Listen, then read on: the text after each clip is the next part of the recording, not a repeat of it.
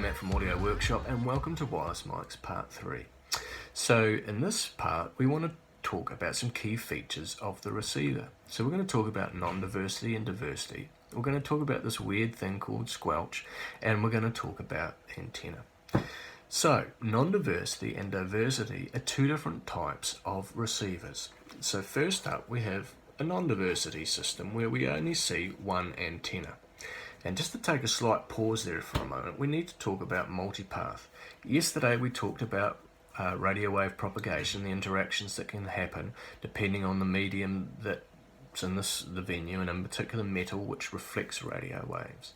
So multipath is talking about when the antenna and receiver are receiving a direct radio wave as well as perhaps a reflected radio wave, and the antenna sums that information. Now, if the direct radio wave and the reflected radio wave are equal in level and equal in phase, we actually get an increased signal strength. But if we have equal level but are now 180 degrees opposed, we have a direct cancellation, i.e. no signal strength, dropout. So non-diversity systems can be quite problematic, particularly depending on your venue or room, for dropouts. So manufacturers came out with diversity systems where we now see two antennas on the receiver. Now they worked out that if the two antennae are spaced quarter of a wavelength apart, where they work out the frequency that we're transmitting on, work out the wavelength, take that into a quarter, space the antenna apart, which in this case is about 100 mil, then they actually act as completely separate antenna. So diversity, in a nutshell, the best signal wins. So whichever antenna is picking up the best quality signal will actually pass through the audio circuit. Now there's about 4 to 5 different models or circuit designs for diversity, and some of them will be obviously they'll all be dual antenna, some of them will be single receiver. Now some of them will be actually two receivers in the box, so you've got A and B receiver, and they might switch between whichever's the better signal. And now you've also got systems that will actually both receivers will actually go through a mixer, and they will mix the required signal, the best quality signal, to the output. And the reason they've done that is because switching the antenna can sometimes be noisy.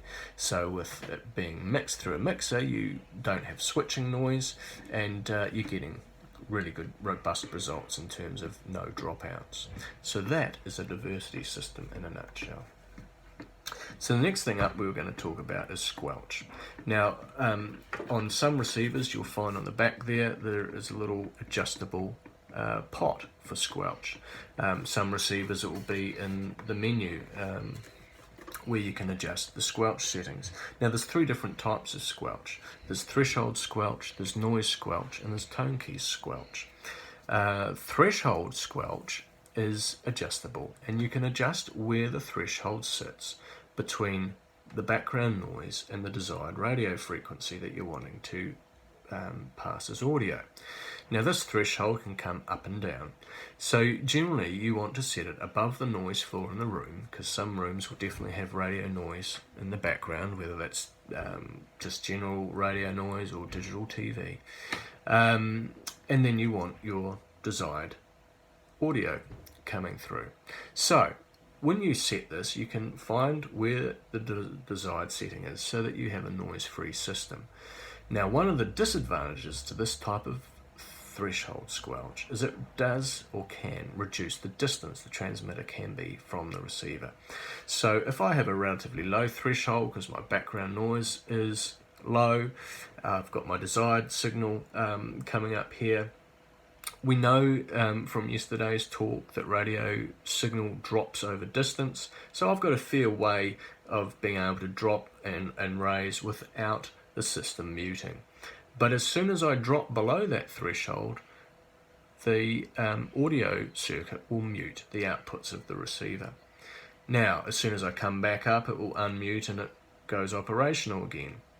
So you can imagine that if I've got lots of background noise, I'm having to raise the threshold higher, my desired signal strength has less room to drop before the mute kicks in, and so hence the distance that the transmitter can be from the receiver starts to get restricted.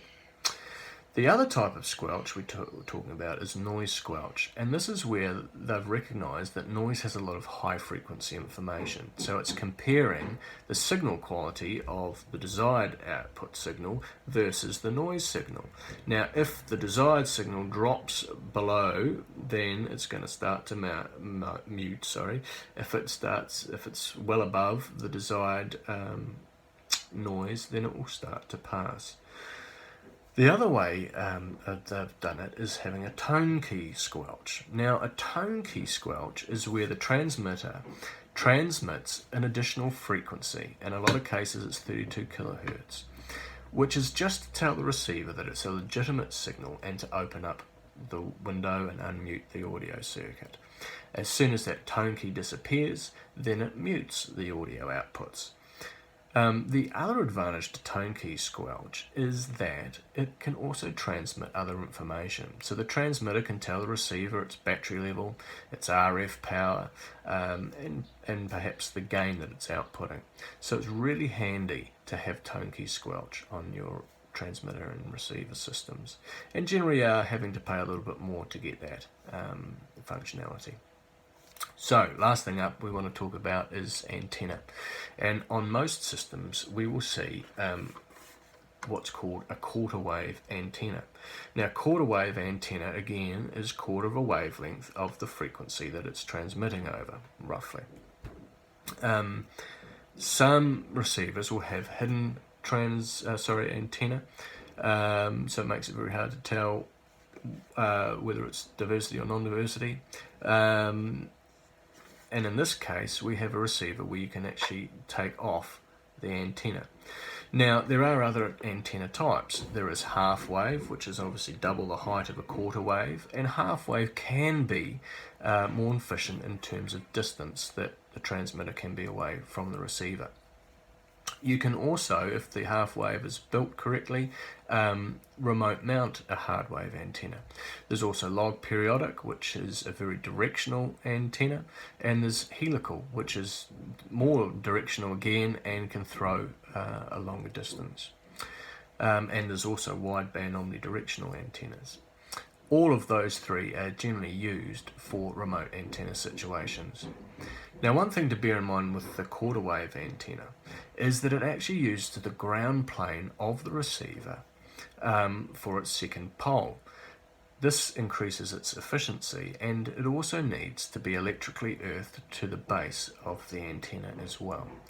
So one of the things I'm commonly seeing is that people are remote mounting quarter wave antennas and wonder why they're getting dropouts and efficiency problems. Well, the first thing is that these are never designed to be remote mounted because they rely upon the receiver as their second pole. With the other antenna we've talked about, they all include the second pole as part of their design and then can stand alone as a remote option. So, keep your quarter waves on your receivers and you'll be fine. Hey, thanks for tuning in today. Again, I hope this is helpful. We're going to talk about a few other things and over the next couple of days, and then we're going to get into some just basic tips of how to get the best out of your system now that we know how it works. So thanks for joining me.